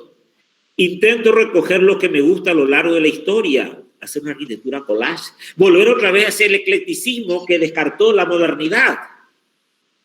No podemos no conocer la historia. Por eso les dije que a partir de los años 50 comienza a darse historia en la arquitectura, en las facultades. Antes no se daba. Y la posmodernidad, ni qué decir, la historia le va a dar importancia. ¿Moderno o posmoderno? ¿Y qué le dice el posmoderno entonces? ¿Qué elementos de la tradición histórica vemos en el tratamiento de la imagen de la fachada del edificio a la derecha? El basamento también. ¿Basamento? El color, profe. El color. ¿Esto qué simboliza? Las columnas. Columnas adosadas. La clave de un arco. Una escultura en la fachada para jerarquizar el acceso. ¿Le gusta o no le gusta lo que están planteando estos posmodernistas en los años 70? ¿Cómo lo ven esa arquitectura? Empalagosa. Parece que agarraron y mezclaron todo lo que había alrededor de la historia. Y eso es lo que le dije, por eso se habla de una arquitectura collage en la arquitectura postmoderna, de un híbrido. Por eso hablan mucho de la arquitectura quiche, cursi, una arquitectura banal, que es una arquitectura sin contenido otra vez, pura imagen otra vez. Pasa también. ¿Cómo se llama ese edificio de la derecha? Es el ayuntamiento en la ciudad de Portland, vamos a ver, Portland, Oregón, de Michael Graves, uno de los grandes postmodernistas. Gracias, profe. El particularismo. ¿Quién busca una arquitectura particular? ¿Lo moderno o lo posmoderno? ¿Un lenguaje particular? El posmoderno. La modernidad buscaba una arquitectura universal, por eso llegamos a los años 50 con lo que recién desarrollamos de una arquitectura internacional. Sin lenguaje particular para Europa, Estados Unidos o Asia. Por eso pudo hablarse de un estilo internacional que saltó sobre las barreras políticas y geográficas. Ya sea ideología de izquierda a derecha, ya sea geografía, países desarrollados, subdesarrollados, todos tenían que abocarse a la modernidad. Muchos de los posmodernistas han reaccionado contra esta uniformidad, buscando en las tradiciones de cada lugar estilos y tipologías aplicadas a nuevas construcciones. Posmodernismo. Entonces, de esta arquitectura fría, vemos lo particular: trabajar la piedra, trabajar el ladrillo, trabajar con otras formas, variedad de formas, esa arquitectura collage. El adorno y la moral. ¿Quiénes estuvieron en contra y quiénes estuvieron a favor del adorno? ¿Moderno o posmoderno?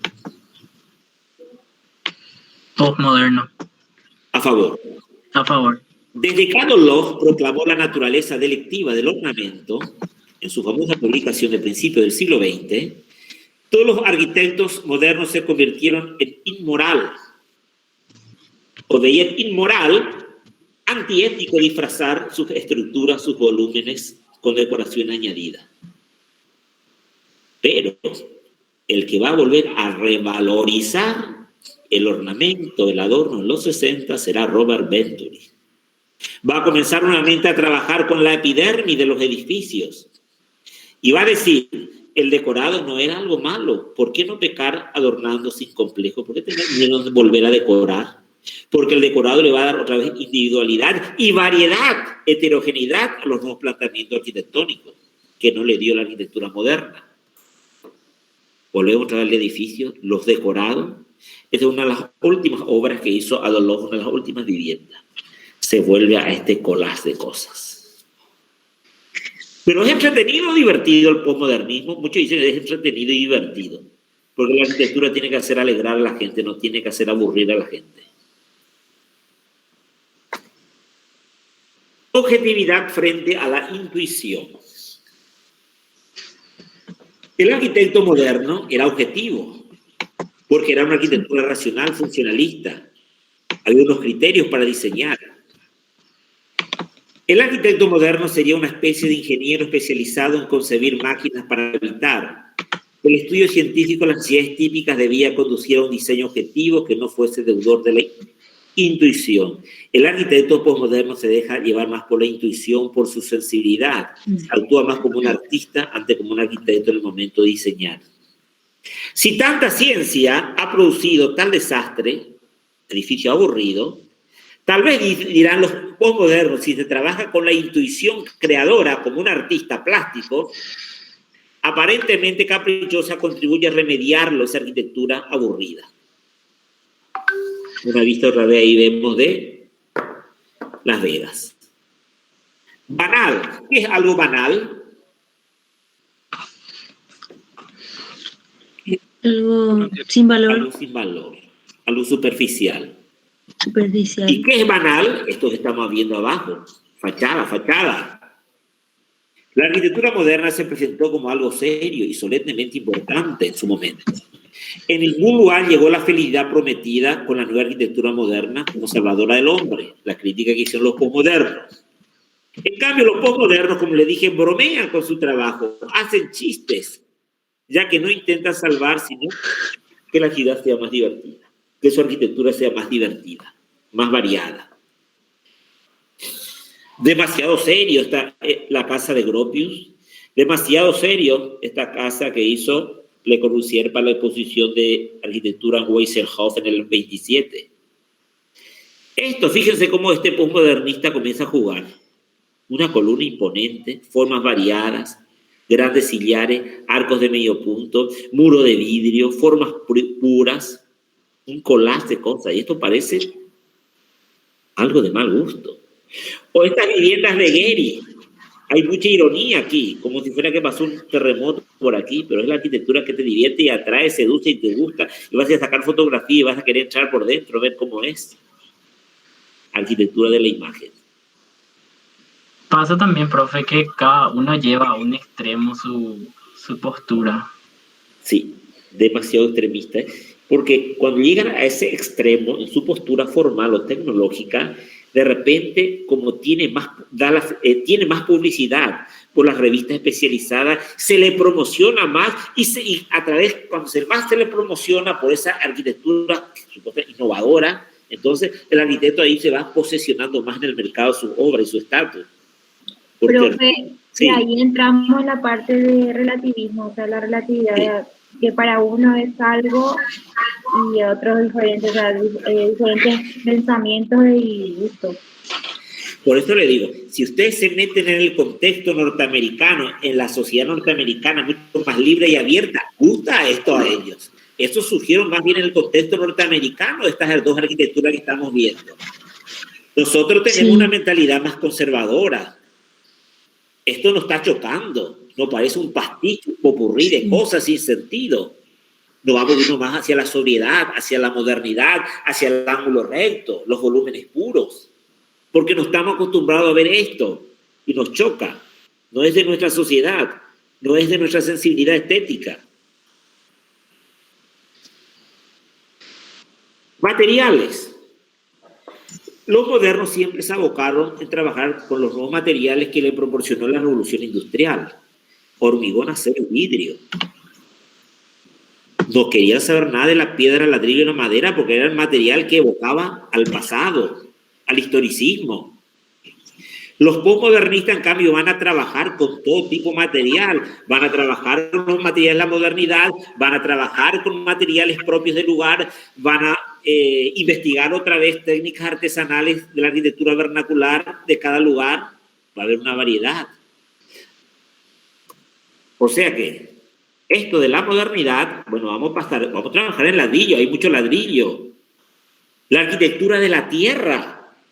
En países desérticos, los estados del sur de Estados Unidos con México, el desierto, ahí se está trabajando mucho otra vez con la arquitectura a tierra, como trabajar los aborígenes del lugar, porque es mucho más fresco, más ecológico, más sustentable esta arquitectura. Si hay piedra, voy a trabajar con la piedra. En el sudoeste asiático se está haciendo cosas en bambú. Si entran en la web van a encontrar cada arquitectura que hacen con bambú. Inimaginable. Los chinos mismos, los tailandeses, los de la India, la tecnología del bambú, cosas actuales. No es choza lo que están haciendo, cosas actuales. Megaestructura y gran industria. La arquitectura moderna la abocó a la gran industria, a producir en serie su arquitectura. Después va a llegar a ser como megaestructura los grandes edificios, conjuntos de departamentos de Brasilia. Ya la arquitectura posmoderna busca otra vez la escala más real, no hacer seriada, no hacer repetida, dejar la tipificación.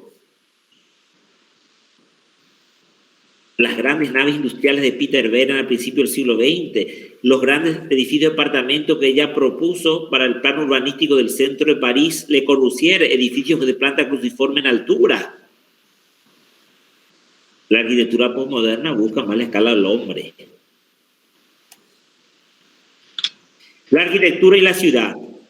La aspiración del arquitecto moderno a organizar toda la vida colectiva le impulsó a trazar zonas verdes. Y lo que les dije, la ciudad moderna es Brasilia. La zona administrativa con la gran plaza, la zona de vivienda, la zona industrial, grandes distancias a recorrer de un lado. Imagínate pasearte por esta gran plaza. Al fondo está los ministerios, el Palacio de la Alborada, el Congreso. Caminar aquí, en esta inmensidad, no está hecho para el hombre. Hay que volver a tomar como modelo las ciudades europeas, las plazas de las ciudades medievales que hasta hoy día tienen mucha vida, calle más angosta, calle peatonal, generar ciclovías, una ciudad más humana pensada para el hombre, no para la máquina. ¿Qué papel social enseña hoy a la arquitectura? El arquitecto vuelve a ser un artista en la posmodernidad y no le da mucho énfasis al técnico, que fue el arquitecto moderno, que se acercaba más al ingeniero. El arquitecto ahora dibuja, expone, vende bocetos, libros, estudia historia de la arquitectura. ¿Ustedes estudian historia de arquitectura con gusto? ¿Es una cualidad del posmoderno, no dice? Sí, profe. Bueno, ¿qué porcentaje hay que ver más? El arquitecto actual es más humano, no tan técnico, sensible ante la problemática de su entorno. Su papel en suma se acerca al pintor, a un intelectual en general. Ahí le vemos a Le Corbusier con su pintura purista otra vez. ¿Quién es el malvado de la historia? Para los modernos siempre había un malo, que era el eclecticismo. Para muchos diseñadores la arquitectura moderna era ahora el malo. El malo porque negaba la historia. Y el bueno para la historia es el posmoderno, que reivindica la historia. Vamos a cerrar con esto, 10 minutos más, y no sé si Luz vas a hablar un poquito después.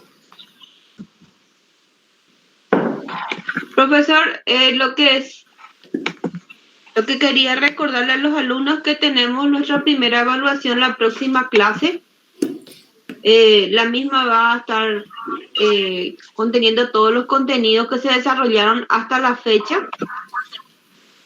Y sería importante que se preparen de manera que podamos comenzar puntualmente a las 17 horas. El examen dura 1 hora 15 minutos. Entonces, después vamos a tener clase al terminar el examen. Es importante que sepan eso.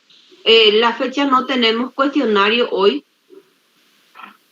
Y me gustaría saber si tienen alguna pregunta. Profe, te quiero preguntar algo sobre el examen. ¿La modalidad del examen va a ser similar a los cuestionarios o se tendría que completar, desarrollar o algo similar? Tenemos 2 etapas dentro del examen. La preliminar van una serie de preguntas de cuestionario y luego al final hay preguntas que son de respuesta abierta, que tiene que ser elaborada de manera personal. O sea que esas preguntas tienen que ver con las cuestiones o reflexiones que el profesor fue dando durante el transcurso de todas estas clases. No son preguntas, vamos a decir, que no se hayan formulado durante el transcurso del dictado de clases. Entonces, la idea es que ustedes respondan con sus palabras. Las palabras que sean semejantes a los contenidos que nosotros difundimos o que se encuentran en internet se van a anular. Entonces, se espera que ustedes respondan con sus propias palabras y de manera concreta y concisa a las preguntas que el profesor va a ir formulando en el contenido del examen. Correcto. O sea, tienen que estar también conectados a la videollamada con cámara abierta. Si no tienen cámara en su computadora personal, pueden utilizar un celular en paralelo. Sí, profe. Son 4, 5, no más de 5 preguntas. Como dijo la profe, son preguntas de reflexión. Primero hay que interpretar la pregunta para luego responder, porque como a mí siempre me toca corregir la parte de estas preguntas de ensayo, les comento que me hacen copy-paste de bajado de la web, pero pegan cosas que no tienen nada que ver con lo que le pide la pregunta. Por lo tanto, eso me da pauta que no se interpretó la pregunta y van por cualquier lado. Eso directamente se anula. Bueno, vamos a terminar con rápidamente. Vamos a hacer una diferencia entre el espacio moderno y el espacio posmoderno. A simple vista vemos ya la característica del espacio moderno que hemos insistido, que es un espacio abierto, un espacio funcional, un espacio continuo de un ambiente a otro ambiente, como vemos en el planteamiento de Mies, continuo interior-exterior, un espacio fluido, un espacio diáfano es iluminado, entonces un espacio extrovertido que no es nada intimista, un espacio marcado por las nuevas tecnologías. La cualidad espacial es producto de la forma sigue la función, es decir, la planta configura los espacios con ayuda de planos, como se observa en los trabajos de Mies. Espacio-tiempo, habla Steve Frigidio, este gran historiador, porque necesitas un tiempo para recorrer, captar y sentir los distintos espacios que hace la arquitectura. Ese espacio parece hombre perfecto. Fíjense aquí, el de la izquierda es la oficina que diseñó Walter Gropius, su oficina estudio en su propia casa. Y el de la derecha es otra vez ese espacio de Mies del Carnegie Hall que vimos hoy. Bueno, ¿cómo se sentirían? ¿Cómo perciben estos espacios ustedes? ¿Cómo los ven estos espacios?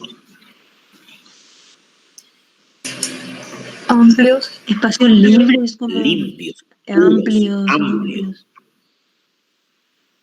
Frío también. ¿Eh? Es un espacio frío. Frío, un espacio frío. Relajante también, profe. Relajante porque cuando tenés un espacio limpio, ordenado y muy iluminado, eso automáticamente ya te relaja. Te relaja. Porque un espacio cargado ya te va a saturar, cargado de cosas, elementos. Eso hace que te relaje la parte positiva de esto. Pero un espacio geométrico puro, simple y limpio, perfecto, como buscaban ellos en todo. ¿Qué pasa en la arquitectura posmoderna? En la arquitectura posmoderna, al adoptar el arquitecto un objeto, toma un referente, una imagen que va a ser la que va a generar la forma de su arquitectura. Restaurant Pez, este es un restaurante que diseñó Gehry en Barcelona, en la costa. O la ballena, muchos hablan de una balleta quebrada, fragmentada en el Guggenheim de Bilbao. Otros hablan de un gran buque varado ahí, porque era un puerto importante de Bilbao, un buque varado. Bueno. Entonces hay una forma que predetermina el esquema espacial funcional de la arquitectura. Como modelo relativo para el proyecto, el arquitecto se arriesga a que la lógica del espacio sea rehén de la tiranía de la forma.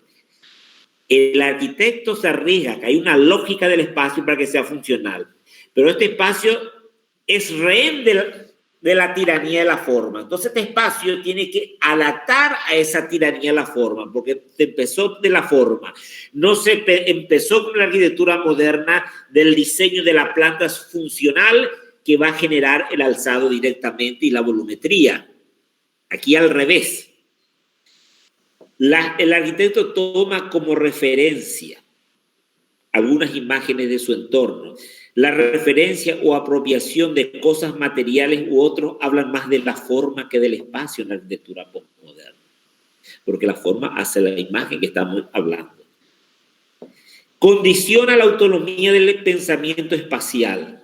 El espacio no es autónomo, depende de las formas. O al menos reducen sus grados de libertad, favorecen la mímesis. Favorecen la mímesis porque el arquitecto imitó algún elemento, alguna forma de la naturaleza para generar su forma y ahí acondicionó su espacio. Profe, la mayoría de los talleres tienen ese proceso. Sí. Sí. Es que ahora la mayoría, por eso digo, quizás si tengan un profesor un poquito mayorcito, ya de mi edad, le va a enseñar todavía con ese criterio funcional que nos enseñó a nosotros. Primero vamos a empezar nuestro terreno, vamos a zonificar la planta, vamos a ver la distribución de la planta, qué ambiente comunica con tal ambiente, y después, al último, si tu planta funcionó, ya salvaste. Aquí se comienza, vamos a trabajar con maquetas, la volumetría. Esa es la tendencia de la posmodernidad. El objeto arquitectónico, estético, y luego le meten las funciones dentro. Desde la percepción y las sensaciones, el espacio se debe percibir y debe generar determinadas sensaciones que no se tenían en cuenta en la modernidad. Habría incluso un espacio que pueda emocionar por su escala, por el tamaño, por la luz, por la materialidad, por el color. Te tiene que sorprender. Te vas descubriendo ese espacio que es totalmente diverso de un ambiente a otro ambiente, porque la forma es irregular. No un espacio voluntario ni un menos espacio cargado.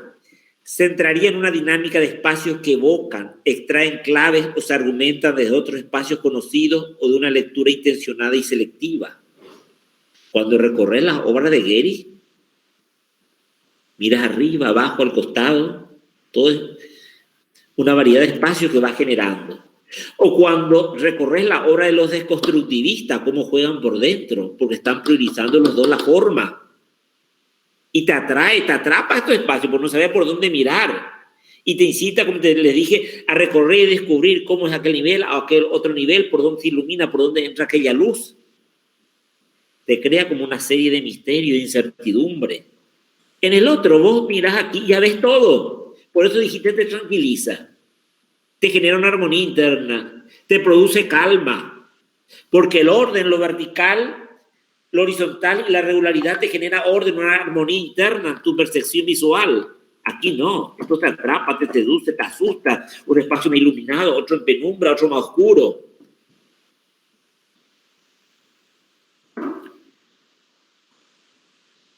Esta obra de Zaha Hadid, uno de los últimos museos, no recuerdo dónde construyó. Fíjense, con estas formas que envuelven y generan distintas dinámicas al espacio. Espacio y forma y espacio aparecían íntimamente relacionados anteriormente. Pero esa relación podía cambiar y cambió abriendo para ambos, espacio y forma, la posibilidad de expresarse por separado. En la actualidad se presentan espacios interiores que no ejercen efectos sobre la forma. Ese espacio interior que nada tiene que ver con el envolvente exterior de la forma. O formas libres contenidas en envolvente de espacio. No hay una relación directa entre espacio, función y la forma. Este edificio que vemos aquí se inauguró en el 96. Lafayette son unos grandes almacenes de lujo de una firma francesa que ya se fundó allá hacia el siglo XIX. Y eso son tiendas de lujo en distintos niveles, y son Berlín, el famoso arquitecto francés Jean Nouveau. Si vemos por dentro, aquí trabaja él con una serie de conos invertidos, truncados, y que por dentro uno, fíjense, ven los niveles de arriba, por abajo ven los niveles de abajo, una irregularidad espacial, espejos que reflejan un espacio con otro espacio, y por fuera vemos una forma expresionista simple, pura, limpia, curva. Porque aquí por fuera tenía que respetar el contexto, la altura del lugar, la forma del lugar, hasta los colores del lugar. Entonces no podía alterar con el constructivismo, pero por dentro hizo totalmente algo laberíntico, complejo, la espacialidad, que no tiene nada que ver con la fachada. Entonces, este edificio ajusta sus formas exteriores a las ordenanzas municipales. La continua, oscura y brillante fachada de vidrio oculta en su interior una serie de espacios cónicos de distintos tamaños totalmente independientes de la apariencia externa. Se rompió esa relación forma-función. Este otro edificio, Casa Nouveau, en el 2000, Centro de Convenciones y Cultura en Lucerna. Lucerna es una ciudad en Lucerna, Suiza. Bueno, aquí trabaja él, mirando desde arriba, se ve como un solo gran techo rectangular que parece como un solo volumen, pero por dentro hay 3 volúmenes independientes, 3 espacios independientes, 3 funciones culturales. Uno podría ser un auditorio, otro biblioteca, oficina, otro espacio de exposición. 3 espacios diferentes para un centro cultural, pero mirando desde lejos parece como un volumen prismático puro simple. No hay otra de esta relación entre el interior y el exterior.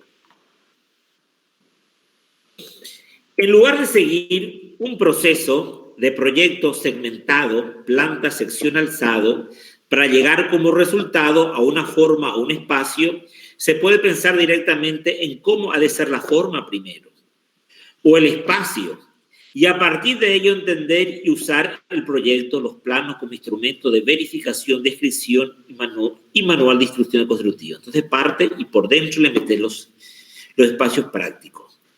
El objeto fue origen, el objeto fue tu forma, el origen de tu proyecto. El espacio resultado y los planos instrumentos a posteriori. Después surge el plano. Y tenés tu volumen, organizas tu espacio y a partir de ahí haces el plano.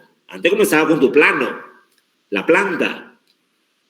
Se está frente a un modo de proyecto más libre y directo, que recupera la condición integral de edificio-objeto como protagonista del pensamiento arquitectónico. ¿Y qué es un edificio-objeto en la arquitectura posmoderna? ¿Qué es un edificio? Esto es un edificio-objeto. ¿Y por qué se llama edificio-objeto? Por la importancia de lo formal, profe, de la imagen. La importancia de la imagen. Es un ícono en el contexto urbano esto. Es como un objeto artístico escultórico a gran escala, donde queda impreso el sello lingüístico del arquitecto estrella con el cual trabaja y le da importancia y le jerarquiza a esa ciudad con estas obras emblemáticas de los artistas, de los arquitectos de estrellas. Es más bien un objeto estético antes que funcional. Funciona lógicamente, pero se prioriza el objeto estético escultórico. La forma ya se adapta simplemente, la forma es un complemento. Bueno.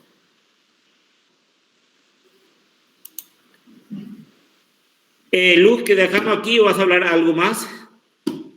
¿O empezarás el otro? No, profe. Ya están cansados. No, creo que tenemos suficiente contenido para nuestra evaluación. No sé si hay alguna pregunta que quedó pendiente con respecto a las aclaraciones de la evaluación.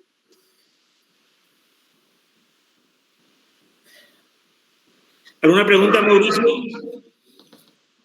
No, profe, todo claro. Bueno, es importante también que ustedes comuniquen cualquier dificultad que tengan a través de los delegados o de la plataforma Interince de la evaluación.